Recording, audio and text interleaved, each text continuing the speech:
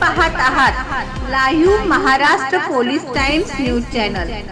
जळकोटवाडी नळ तालुका तुळजापूर ग्रामपंचायत अंतर्गत स्मशानभूमी विकासासाठी सुरू असलेल्या कामावर अज्ञात व्यक्तीने तोडफोड केल्याची घटना उघडकीस आली। स्मशानभूमी परिसरात करण्यात आलेल्या सिमेंट, बाकडे, फरशी व इतर साहित्याचे नुकसान करण्यात आले असून ही बाब अत्यंत निषेधार्ह आहे। स्मशानभूमी ही गावासाठी अतिशय संवेदनशील आणि पवित्र ठिकाण असून येथे सुरू असलेली विकास कामे सर्व ग्रामस्थांच्या सोयीसाठी आहेत। अशा ठिकाणी तोडफोड करून सार्वजनिक मालमत्तेचे नुकसान करणाऱ्यांविरोधात कठोर कारवाई करण्यात यावी अशी जोरदार मागणी ग्रामस्थांमधून होत आहे।